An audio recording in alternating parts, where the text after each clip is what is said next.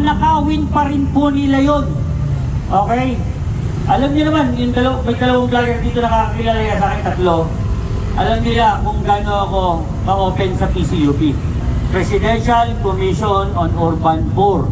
Ang unang-unang pinaupo niya po doon, walang iba kundi si Undersecretary Elpidio Jordan. Ngayon, yung PCUP, narinig niyo na po ba yun kung ano yun? Ito po yung Presidential Commission on Urban Poor. Problema lang kahirapan, dapat yung 40 sector, sila ang nakatutok. Ang tanong, anong ginagawa? Ayun, nagnanakaw. Hindi nyo na-notice bakit walang sariling lupa, walang sariling opisina. Dahil kasi bakit? Sa monthly billing, monthly pa lang doon yung monthly billing rentals pa lang, may ninanakaw na po sila ron. Tandaan nyo yan, PCUP pa lang yun. LTO, may sarili bang opisina, may sarili bang kung na to, lupa? Wala rin po. Magnanakaw din po yung LTO. Halos lahat ng ahensya ng gobyerno dito. Naglolokohan lang tayo.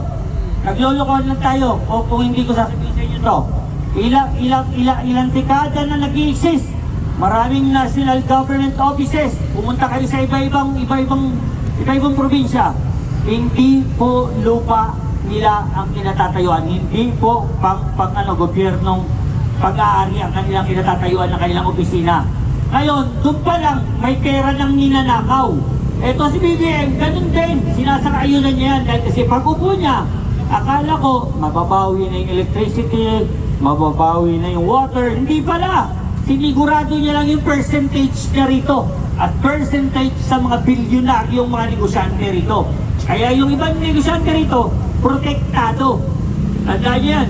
Sobra-sobra ang ninanakaw ng Marcos na ito.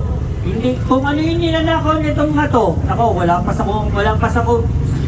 pa sa tuntok ng daliri ko. Mas marami pang ninanakaw si Marcos ngayon ng sobra-sobra. Hindi ko kayo binibiro. Calamity funds, Canlaon, Bulgang Canlaon, pumutok ilang beses na.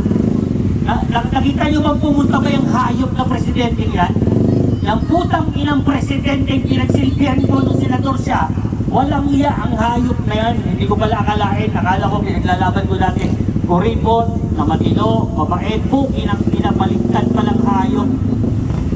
Kaya nakakagigil dahil kung bakit naglaan kami ng mahabang panahon para makipagtrabaho sa tanggapan ng isang senador na BBM. Yung pala, walang iya palang hayop na to. Naip, walang pakiramdam. Pasensya na, sigurado, matatandaan ako ng anak ko, pati si Sandro. Lahat ng staff mo, matatandaan ako. Ang laki problema na binigay niyo sa bansa. Kaya wag sana, nananawagan po kami. Ako, nananawagan na talaga dahil lahat ng ahensya ng gobyerno niyan, magnanakaw, galing sa baba hanggang sa taas. Puro magnanakaw yan. Pasensya na, talagang yun ang totoo. Dahil kami mismo sa project, doon pa lang sa mayor, sa kapitan, sa councilor, sa ASEC, sa USEC, sa congressman, kay mayor, yung yung city engineer niya takay na magnanakaw din yun Dahil kasi hindi pa pasa talaga yung kinaano namin Kung hindi kami magbibigay, isipin nyo hindi pa DPWH yun. Sa loob lang ng city engineer yun.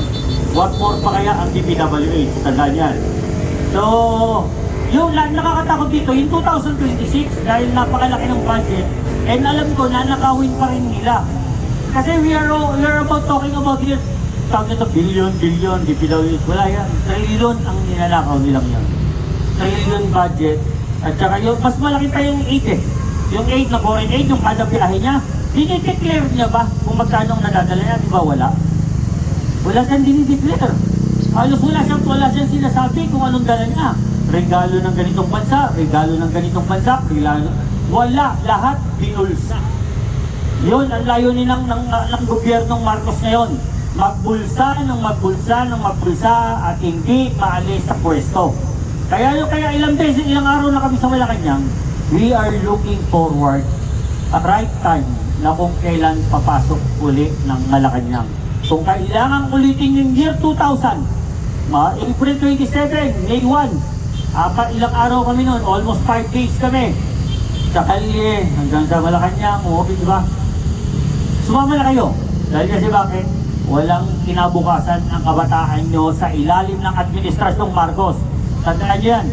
Walang kinabukasan ang kabataang Pilipino sa ilalim ng Administrasyong Marcos. Si Marcos ang solusyon ng problemang to. Matanggal ang Marcos, matatanggal lahat ng buhaya dyan sa Congress. Dahil kasi lahat ng nakaupo dyan, minority o majority, puro niya yan mga tao. Okay, lahat yan nakikinabang. Nagpaplastikan na lang tayo sa hearing na ginagawa nila eh. Ang tanong, magkano ang budget ng committee hearing? Malaki ang budget ng committee hearing. Senate, magkano ang budget ng committee hearing? Ang laki! Anak ng pating, puro na lang kayo committee hearing, tapos lang ituturo yung sa last contractor. Raulo, hindi pa ginagawa yung building, wala pang bidding, nagkakapera na ang mga politiko. Tandaan niyo yan. Nagkakapera na po dahil kasi bakit? Pinopropose pa lang yung budget, kinakausap na nila ang mga kontraktor. Dahil some of the kontraktor, immediately sa election pa lang, pineperahan na nila. Tandaan niyo na, yung nangyayari sa Senado, medyo doon kami po umalma talaga. Dahil puro kontraktor na lang. Kawawa naman. Ako kontraktor eh. Kontraktor kami pero inubusan lang kami ng pera.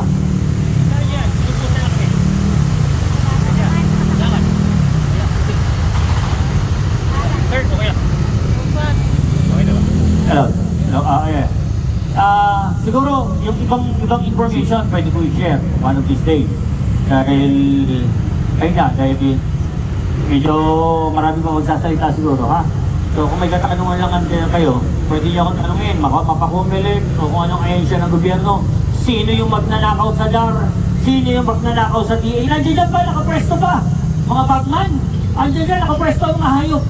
Ilala ko po, hindi ko po ititinay yan, dahil kasi bakit, alam naman ang dalawang vlogger dito, na kay BBM ako dati. Pero 7 months pa lang, dahil nagnanakaw na sila, ayaw namin ng ganun. Nagkamali lang yung kampanya. Kung hindi lang pinasuportahan, hindi kami, di ba? Once again, sa lahat po ng Remutados Pilipinas, Youth Anti-Discrimination, Rakista Pilipinas, Philippine Underground Artists, K-pop ng Pilipinas, sama-sama na tayo. Magbigyan na natin ito bukas. Magsama-sama tayo para matapos na to.